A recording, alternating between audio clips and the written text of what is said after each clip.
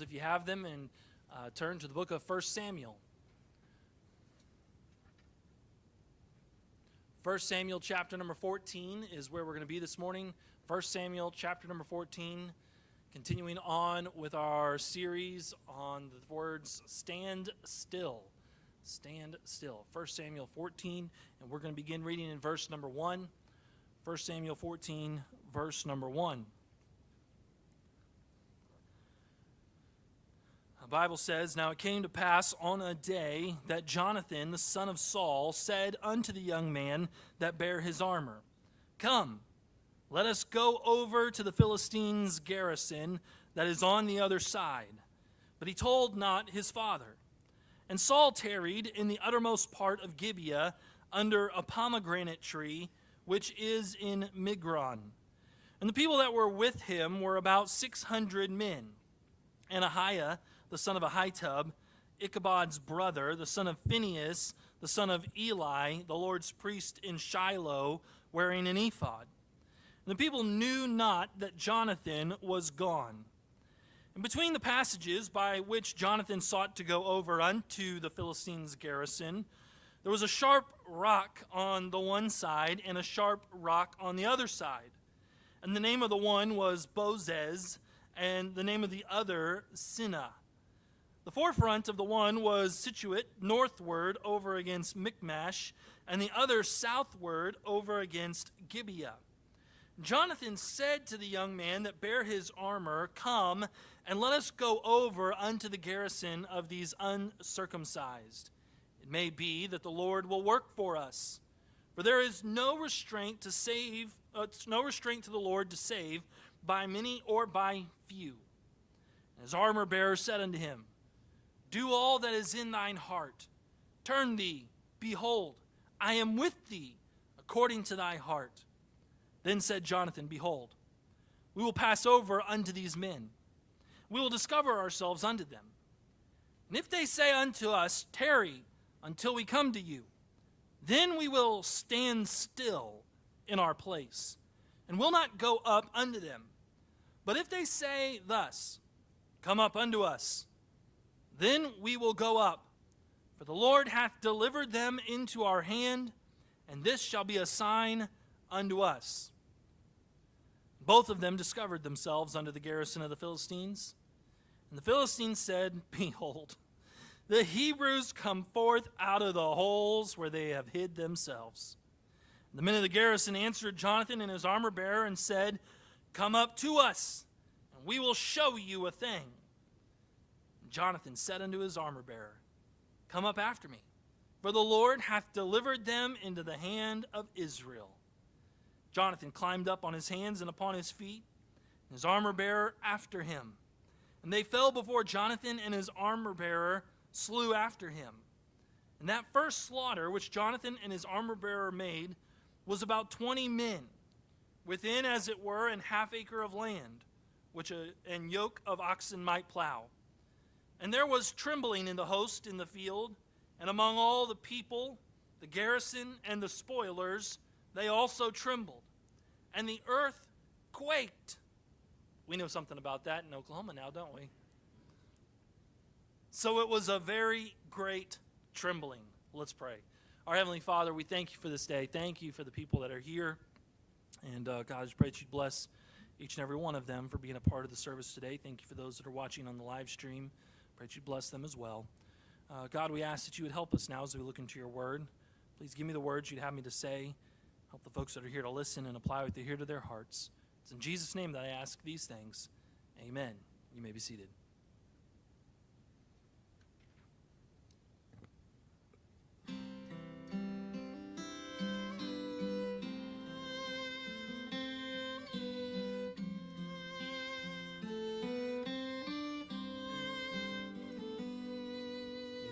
Of this old world, sometimes I just need a word from heaven that everything's okay. I try to walk by faith, but sometimes I'm so afraid I cannot see how God will make a way. But then I think He's never failed me. He's never left me. Not one time have I cried out, and my voice He has not heard. Never failed me. He won't start today. He will make a way. He's never failed me.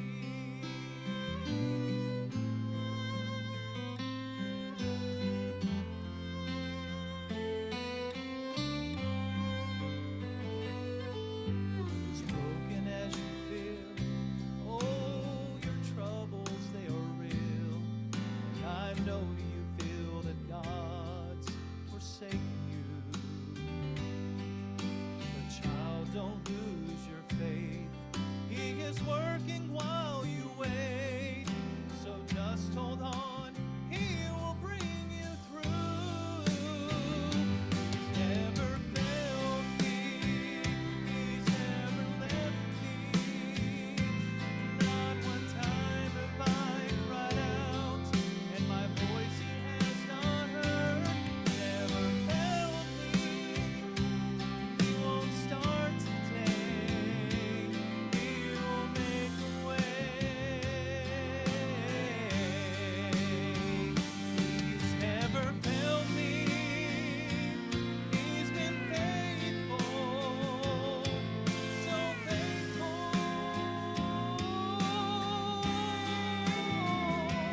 So I choose to trust Him now. He will make a way somehow. So just believe, and you will say, He's never failed me. He's never left me. Not one time have I cried out, and my voice He has not heard. Never failed me. He won't start today. He'll make a way. He's never failed me.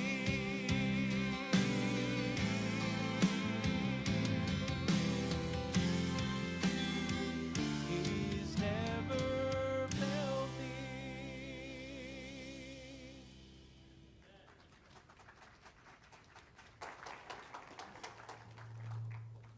Amen. Thank you for that, Brother Matt. Great message and song for us to be reminded of here this morning, especially with so many in our church dealing with testing and trials during this time, and our hearts go out to one another.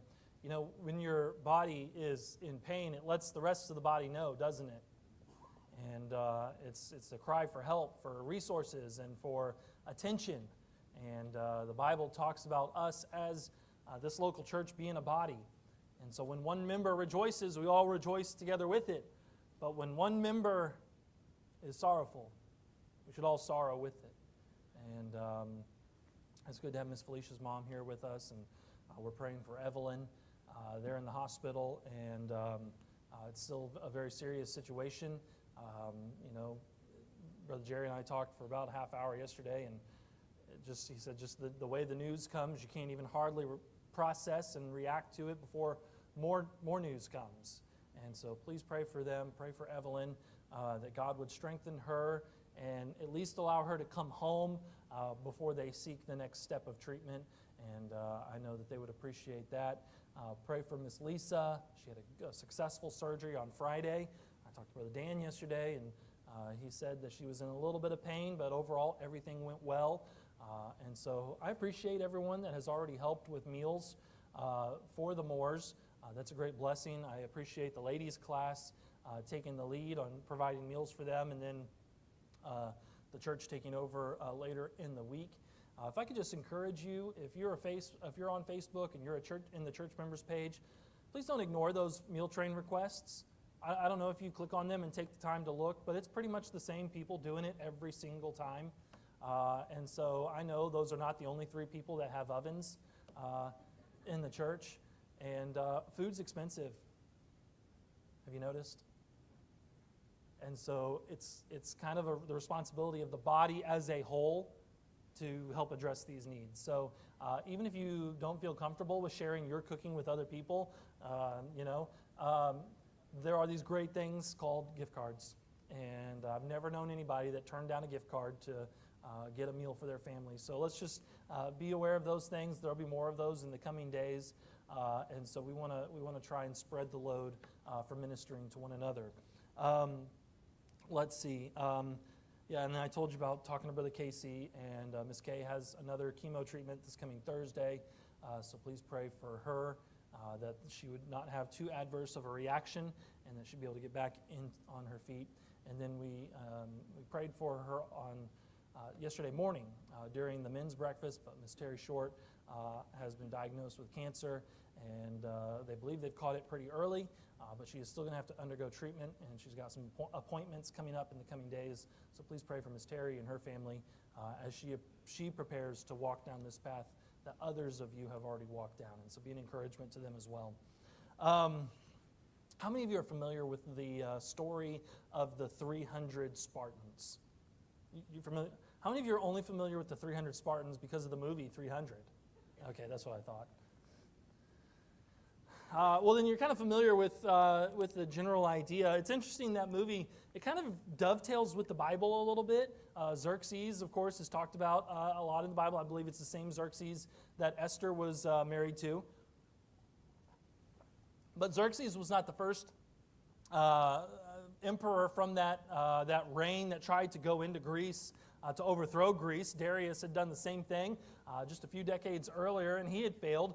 But Xerxes, as he went against Greece, his forces were a lot more prepared than Darius's forces. He'd learned from Darius's mistakes, and so he brought what he thought was an overwhelming army to come and just completely take over the Grecian city-states at that time. And if you're familiar with the story, you know how Leonidas tried to rally the Greek city-states to join together to face this opponent, and really didn't get anyone that would respond to his call. And so Leonidas led his Spartan soldiers to the city of what? Do you remember?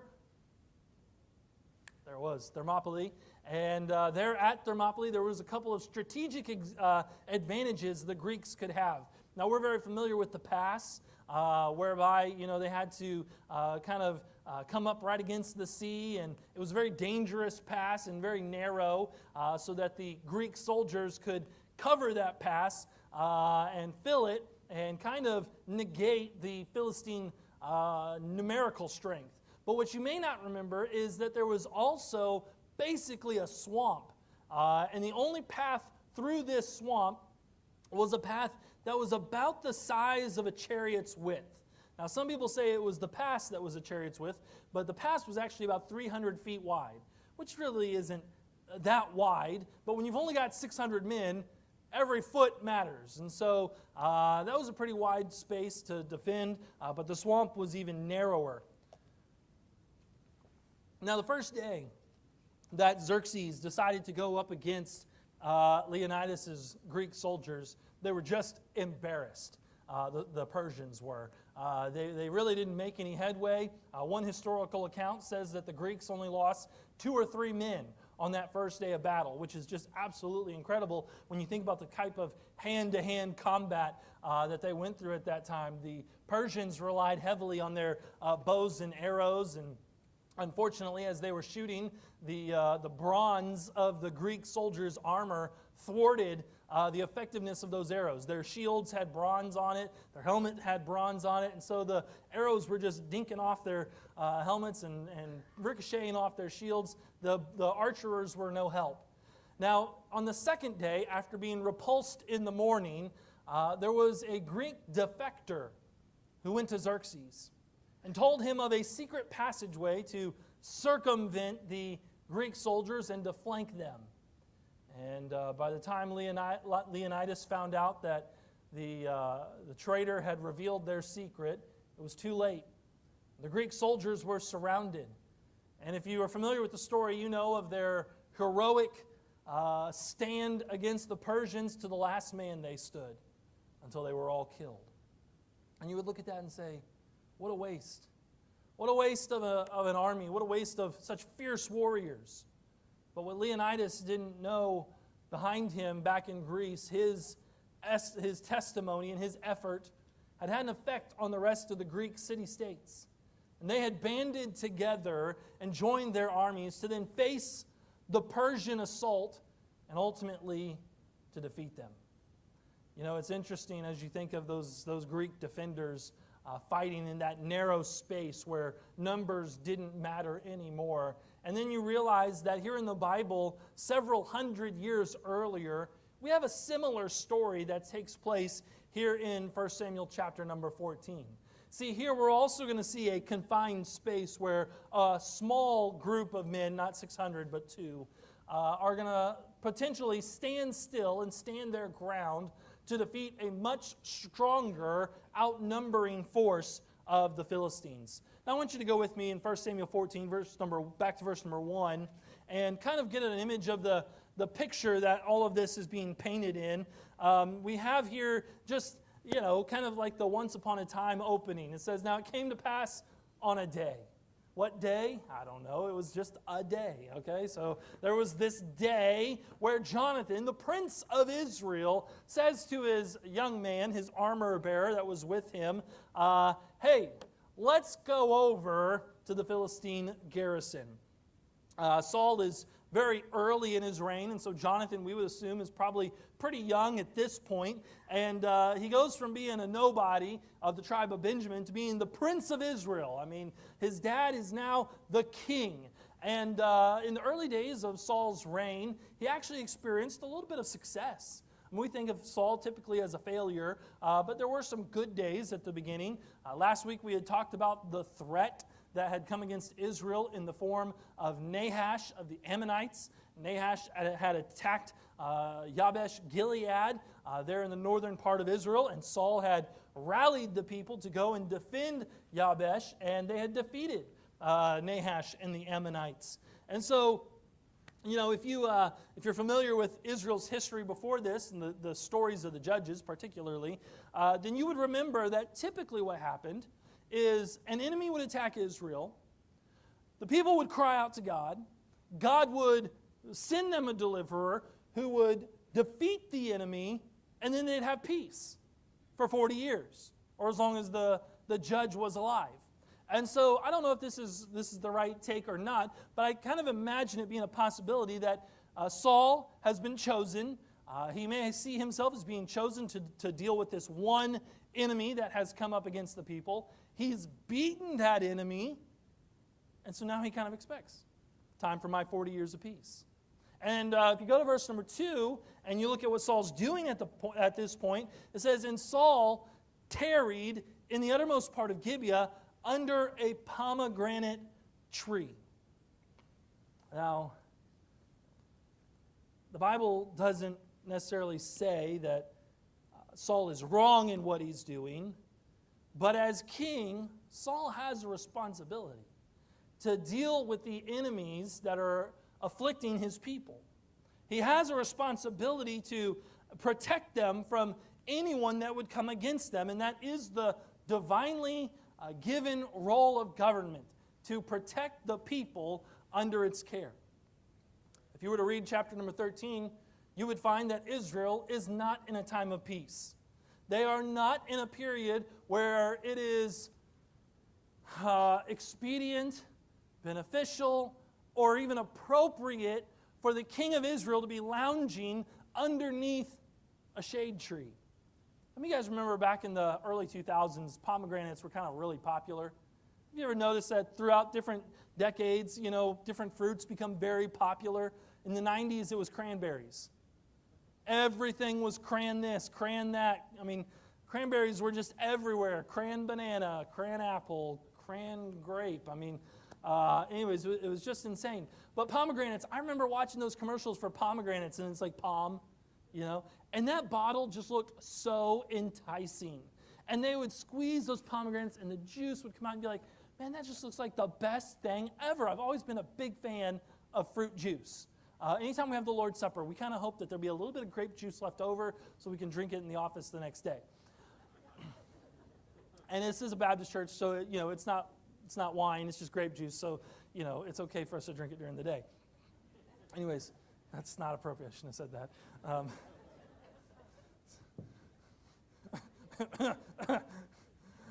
So I had this image in my mind that pomegranate juice was just like heaven sent until the first time I tasted pomegranate juice. It is not that good.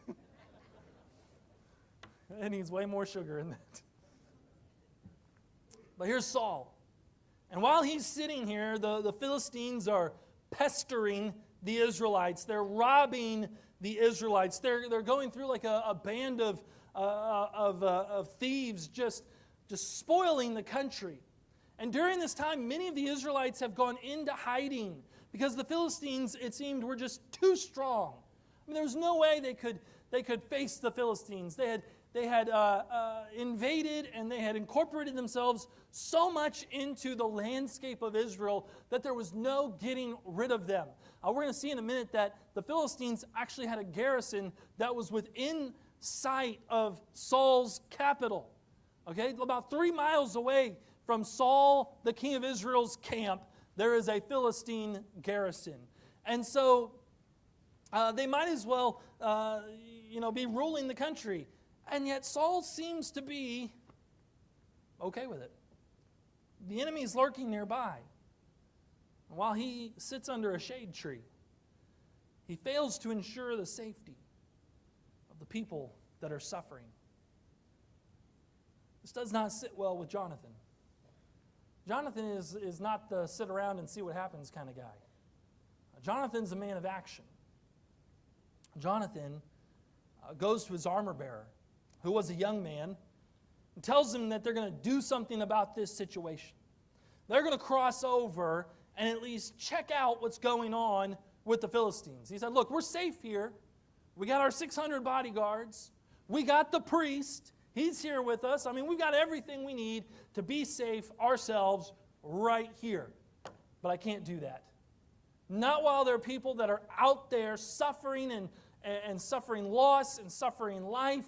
We've got to go figure out what's going on.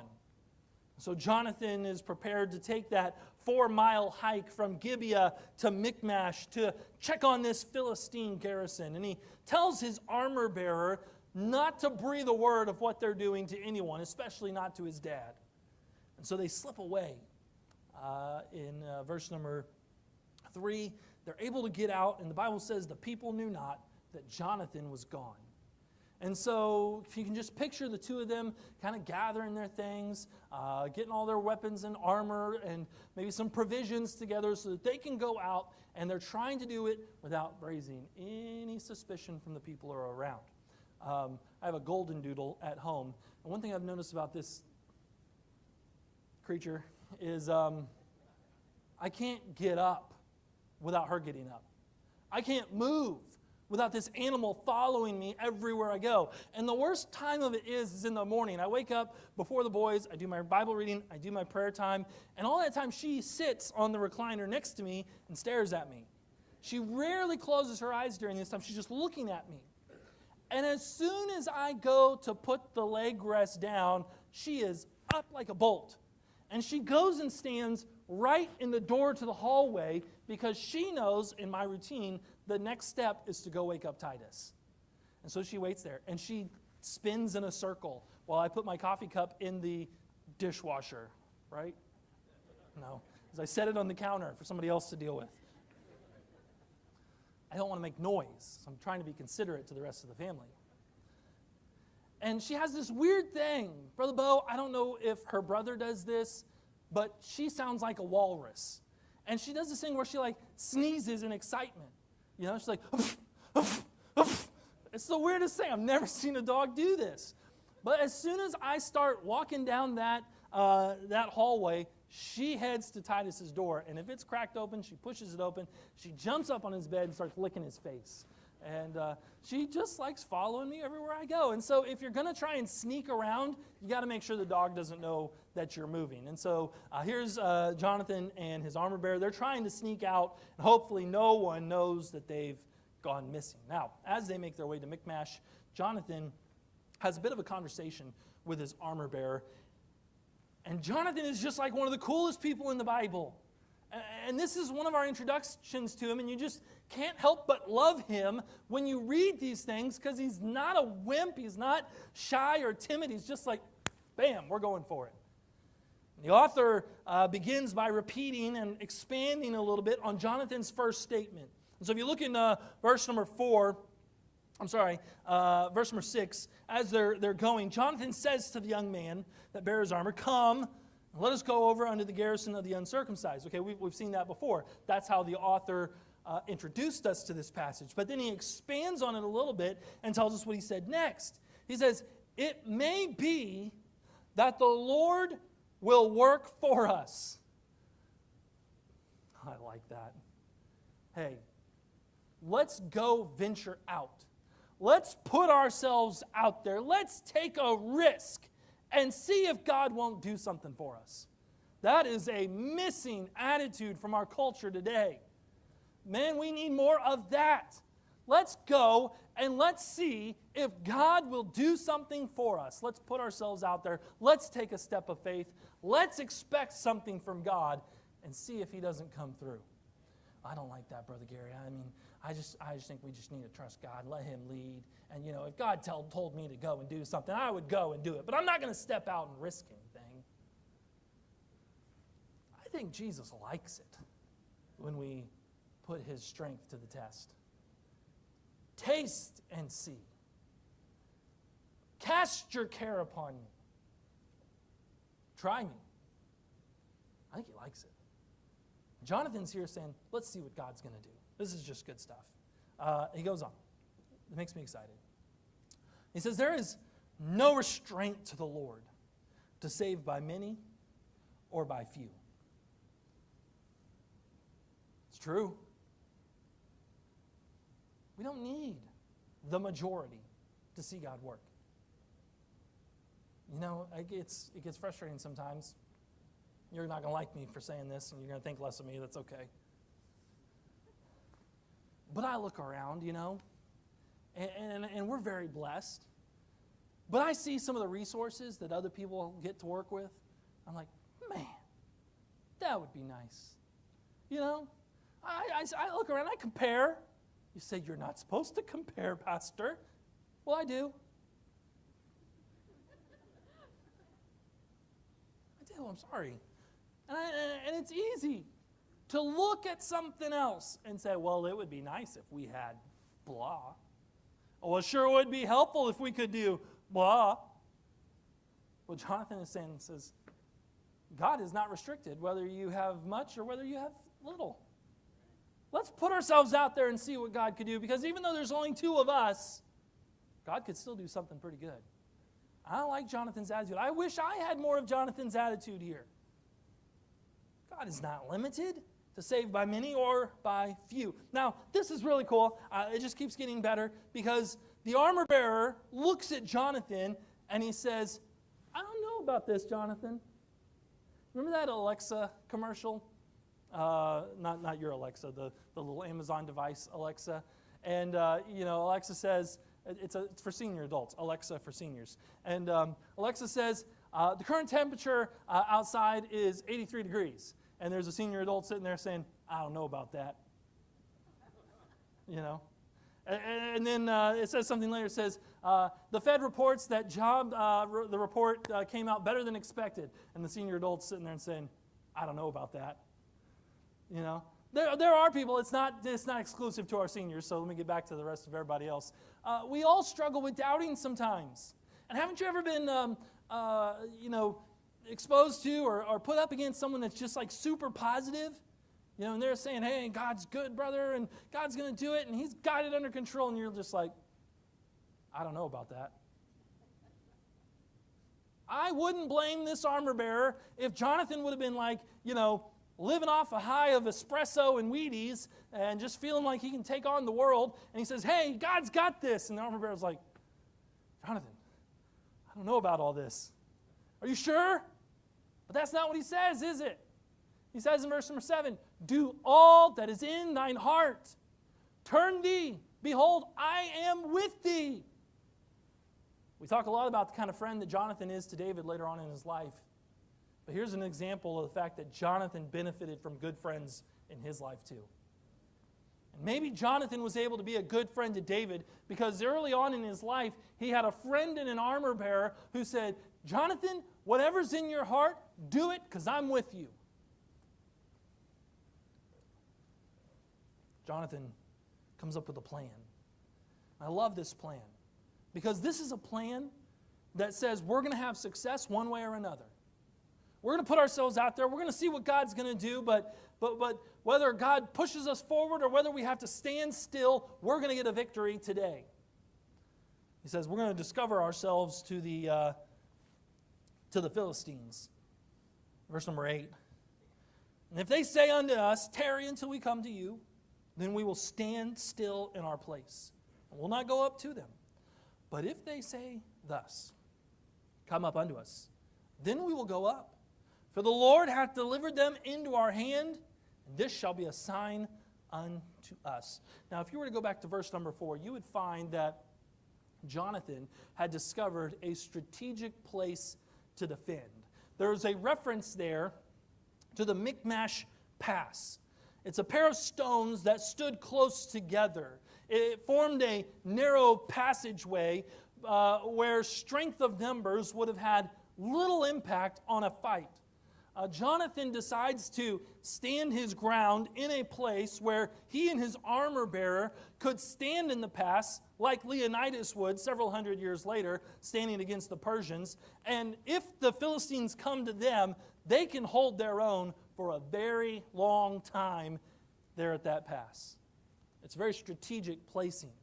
Smart of Jonathan to do this. But he says, what I really want to see happen is I want to see those Philistines tell us to come up. Because if the Philistines tell us to come to the garrison, then you and me are going to go up, we're going to go on the offense, and we're going to take it as a sign that God has secured victory for us over the Philistines. Pretty good plan. We got a place to stand still if we need to stand still. But if God tells us to move forward, we're going to move forward confident that He's already given us the victory.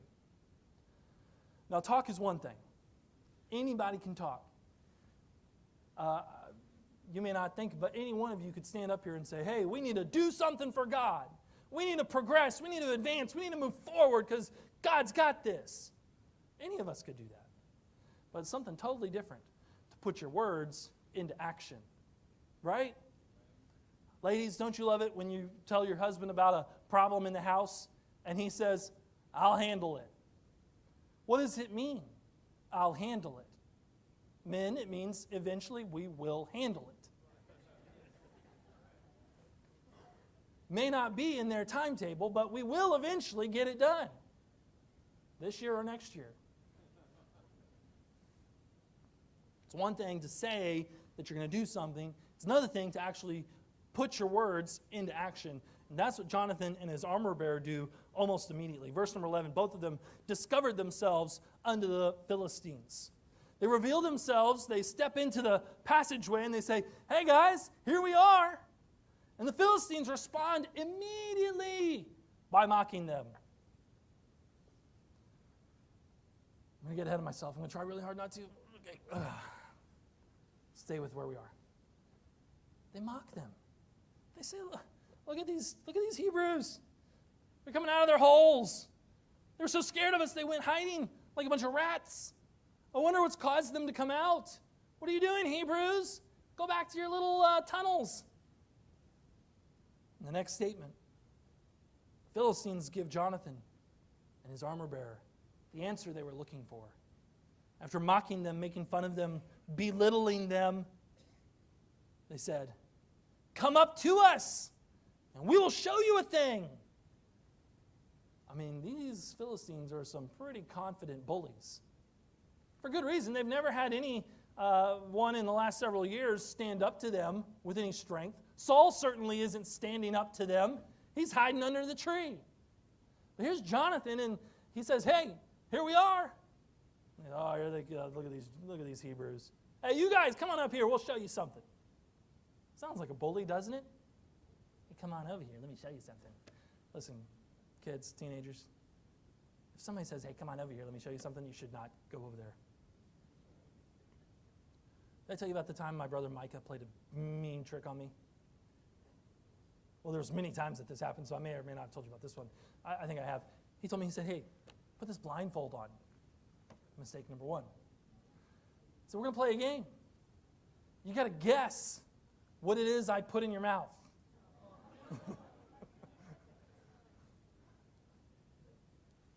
Okay.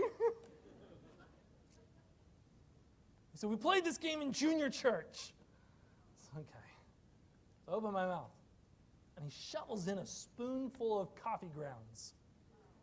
Have you ever put a raw thing of, well, it doesn't matter. Have you ever put coffee grounds in your mouth? It tastes like dirt. It's almost indistinguishable from dirt. My mom has a white kitchen, or she did have a white kitchen. I don't know if it's really still white. White walls, white countertops, white refrigerator, white floors. I spit that coffee all over those white floors. Don't trust people when they say, hey, come over here, let me show you something. But that's what the Philistines said to Jonathan and his armor bearer. And look at how they respond. It says, and Jonathan climbed up upon his hands and upon his feet, and his armor bearer after him. Jonathan's like, there's the signal. That's the green light. That's all I needed to hear. And boom, he was off like a shot. Climbing on his hands and feet. He's not, hiking up there like, okay, here we go. Get there when we get there. No, he's in a rush. I mean, he's bear crawling it up the mountain. And the really incredible thing here is you'll notice that the Bible clearly says, and his armor bearer after him. Where does the armor bearer go when you're talking about the Prince of Israel? Before or behind him? Before him. This guy, he may have been a good friend, but he was a little slow on the takeoff here. And so Jonathan, he's pushing on ahead, and the armor bearer's trying to keep up with him. Before he goes, Jonathan looks at his armor bearer, and he says, come up after me, for the Lord hath delivered them into the hand of Israel. I have to think that Jonathan says this with a smile on his face. He knows that God has given them the green light. And so together they climb this hill, this mountain, up to the garrison, and they immediately begin hacking these guys away. I like reading about Elijah on Mount Carmel when he's killing the 400 prophets of Baal. I mean, you just think about how he's chopping these guys up and how nasty and filthy this job this must have been. I mean, Elijah gets done afterwards, and he is just caked in these guys' fluids, and he's just scary-looking guy. Well, here's Jonathan and his armor bearer. They come over the hill to this garrison. They come over the fence into the gate. I don't know what it is, and they pull out their swords, and they just start hacking away at these guys. The Bible says he kills 20 men. They're so ferocious that they cover about a half acre of land by themselves. When you think about if they'd have said, stay there, we'll come to you, they were just going to stand there and hit these guys as they came through, which is a lot of work, but they get to hold their ground. But God didn't want them to hold their ground. He wanted them to push forward. 20 men over the space of a half acre. Can you just imagine Tasmanian devil Jonathan and his armor bearer just going over here and over there and over there, killing all these guys? They were so ferocious that they scared the rest of the Philistine force away. And here we are talking about 2 Hebrew men. There's 600 more of these crazy people. I mean, if this is what 2 people can do, what are the rest of them going to be like? And so the Bible says that the Philistine force and the spoilers and all their men, they trembled. And as they're shaking, God makes it worse by sending an earthquake. And so then they're really shaking. If you were to go on and read, beginning in verse number 16, the watchman looks, and he can see the armies of the Philistines, and he tells Saul, they are melting away. The armies of the Philistines are melting away. They start to look to figure out who's missing. Who went over there to attack these guys? And the only people that they can find missing are Jonathan and his armor bearer. See, all it took to deal with the problem of the enemy was really one man who was tired of tarrying and was ready to go and do something about it. All it took was these two young men to say, you know what? We're going to risk it and see if God won't help us. We're going to go after these people who have invaded God's land and afflicted God's people. Because it really makes no difference to God whether he saves by many or by few. I want us to think about some things before we make application. Number one, Saul had a divine mission to secure the peace and safety of his people. But instead of doing that, he tarried under the pomegranate tree. He had a son, though, who was not content to sit around and wait for something to happen. He was motivated by the thought that God might do something for them. Jonathan actually believed that God could work in their situation. Thankfully, Jonathan didn't have to go alone. I think he would have gone alone, but he didn't have to. Because he had an armor bearer who said, do what's in your heart. I'm with you. Jonathan faced the Philistines with a plan to succeed, whether he advanced or stood still and held his ground. He was ready to act in whatever way the Lord led him. And then once God's will was known, Jonathan led the way. God's power was clearly seen in giving Jonathan a victory. And it was a victory that would inspire those that tarried to get involved. If you kept on reading, you'd see how Saul and his soldiers were mobilized to chase after the Philistines. They were inspired to get into the battle because of the boldness of one or two faithful servants. I want to make some application here. First, each of us personally need to look inward to decide to see if we are a person, if we're a servant, a soldier of Christ that is tarrying where it is comfortable or is advancing in the battle against evil. Are you a child of God today? Are you a servant of the Lord? Are you a soldier in God's army? If you are, what kind of soldier are you? Are you a soldier that has found a place of comfort and ease, and you know kind of where you are? You've got your little circle of protection around you. You've created a nice bubble for yourself, and you're satisfied just to sit there safe, knowing that the enemy is active just outside your borders, and he is afflicting God's people and the rest of the world. But it's okay, because you are safe and comfortable where you are. Are you a tarrying soldier like Saul? I think all of us would have to admit that at one point or another, whether it's now or in the past, we have been a tarrying soldier. Missions conference comes, missionaries tell us about some far-off land, and you say, that's really sad. At least we don't have to deal with that here in America. I'll pray for you, brother. I'll send you some money out of my bubble to help you, but don't expect me to step out of my comfort zone. You're sitting in comfort, and there are a lot of Christians that are just like Saul. They've got everything worked out for themselves, and yet all the while the enemy moves freely among our friends and family, robbing them and causing havoc. But it's okay because it's not happening to us. Where are the Jonathans who are willing to stick their neck out and say, hey, I'm going to go help this person, and I'm going to see if maybe God will do something?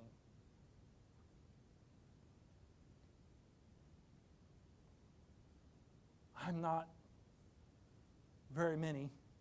I don't have very much.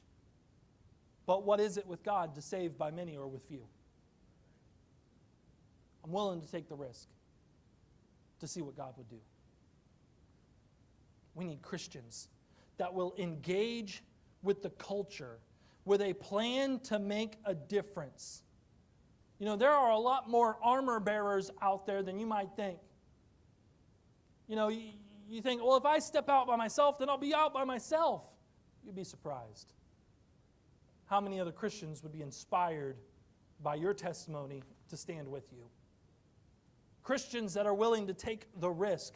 They're just waiting for a Jonathan that would lead the way. This is true for our young people. You don't think there are other Christians in your school that if someone would just be bold enough to stand up for what's right, that they wouldn't follow? It's true at your work. It's true at your work. I mean, you'd be surprised if you stood up for what was right, you spoke out for God, that there wouldn't be people who would follow. You need to remember that we live in Oklahoma. Right now, I'd say this is a culture, a society that at least has a neutral view of Christianity. But if Christians continue to keep their mouths shut, it'll very quickly become a negative view of Christianity. Look at how people have rallied around Dusty Devers. If you don't know who Dusty Devers is, you're getting your news from the wrong place. He's a state senator here in Oklahoma. He's catching all kinds of flack for standing up for Christian moral values. You know what Dusty Devers said yesterday? He said, you know what, I've had a whole lot of people accuse me and mock me and belittle me, but I've had more Christians encourage me than unbelievers discourage me. You think you won't find that to be true yourself? There are more out there that believe the way you do. They're just afraid. They're just waiting for a Jonathan to stand up. I believe it's true. Christians need to engage the culture, either by defending our ground or by advancing on the enemy's position. Listen, if you decide you're going to go out and you're going to try and make an impact for the Lord, God will direct you how you should act. God will go with you into battle. We just covered this a few weeks ago. Lo, I am with you always, even unto the end of the world. I mean, unless you're like going into battle, to defend my name and to advance my mission, then you're on your own. Is that how we think God works? Listen, God can use you to prod other Christians to get engaged. Your testimony in your neighborhood, in your school, at work, even in your church, your testimony can be the spark that lights a fire in other believers. God's work in your life can bleed over until it becomes God's work in other people's lives too. We need some personal soldiers of Christ to stand up and risk something for the Lord. Then let's talk about our church for just a second, because I think this passage applies to us as a group as well as individuals. We've said from the beginning that we want our church to be a church that is more interested in making advances into our community than by pulling back and making ourselves into a reclusive community that's just trying to maintain an internal culture. If we ever get to the point where everyone in here looks, acts, and talks the same, then that is an indication we are on the verge of dying. Because there ought to be people in here who don't look like Christians. They don't talk like Christians. They're early on in the growth of their discipleship. And so you look at them and you think, that guy doesn't look like he belongs here. And then somebody comes along and says, no, he does belong here. He just got saved. God is in the process of changing his life. Listen, that doesn't happen if all we care about is maintaining what goes on in here. We have to be like Jonathan and step out into the battlefield to see what God would do. Come on, people.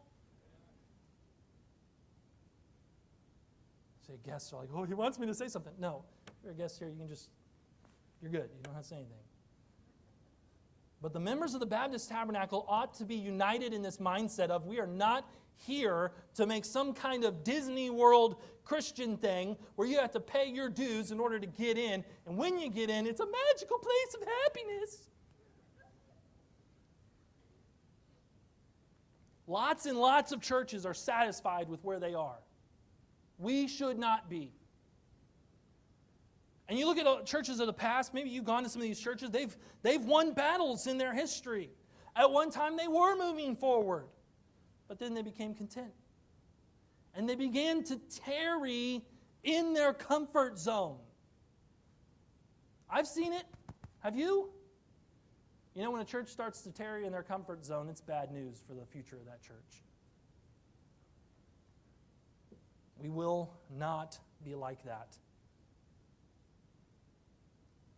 Deacons, we will not be like that. Trustees, we're not going to be like that. Staff, we don't want to be like that. We want to move forward. We want to reach people. We're not satisfied with where we are. We want to see God work. We want to go after the enemy. Because the enemy is destroying lives in Collinsville. All you got to do is look at the 411. Holy moly. You're like, well, we got to go tell people about Jesus. This place is nuts. We will be like Jonathan. We will be of the mindset that we want to go out and risk something to see if God won't do something for us.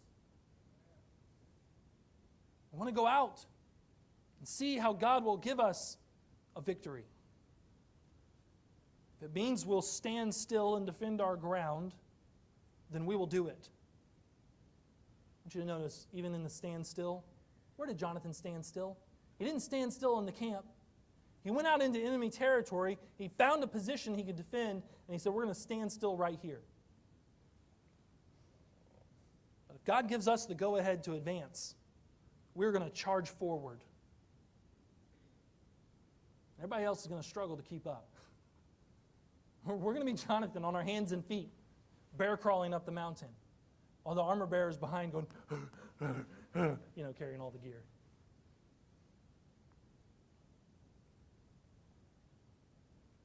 Could it be that God could use our church to be like Jonathan, to inspire other Bible-believing churches to get back into the battle?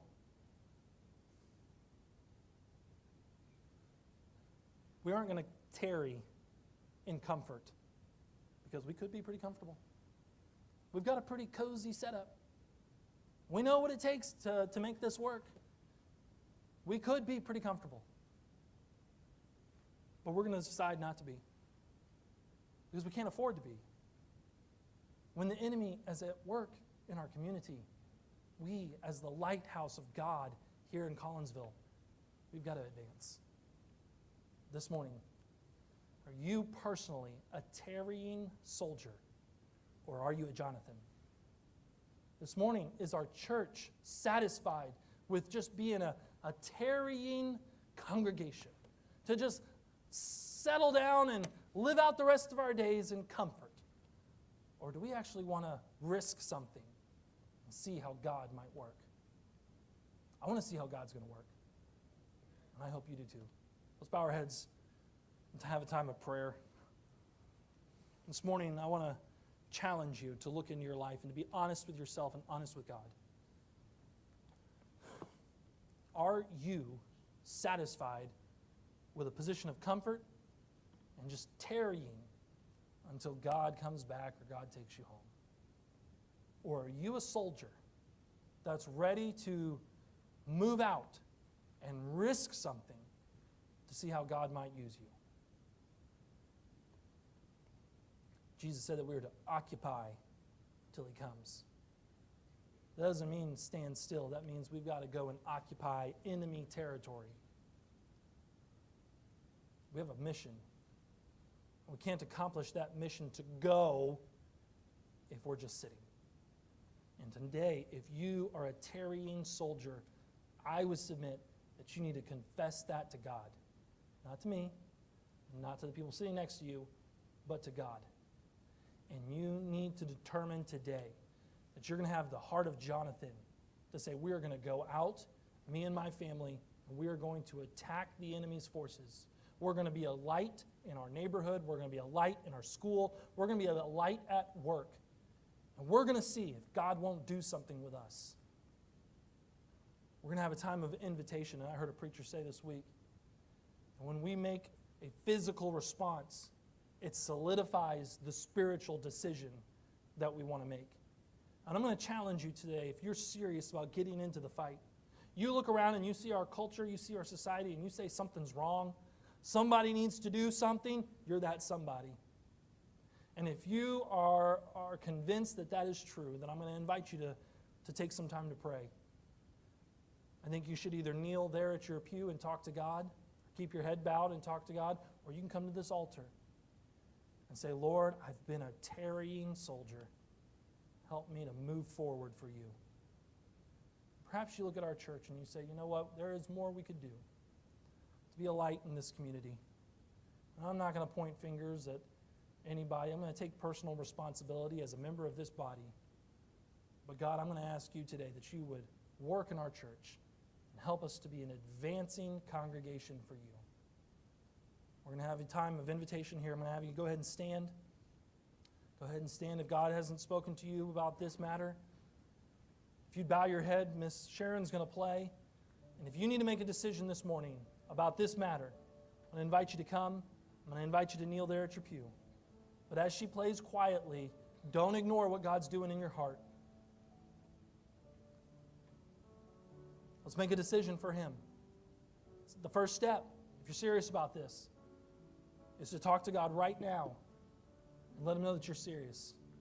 To ask Him for opportunity to move you forward, show you whether you should stand still and guard a particular piece of ground or advance against the enemy's camp. As much as I can, as the pastor of this church, we're going to endeavor to be an advancing ministry. That requires us as a group to adopt this posture, not of a tarrying soldier, but an advancing soldier.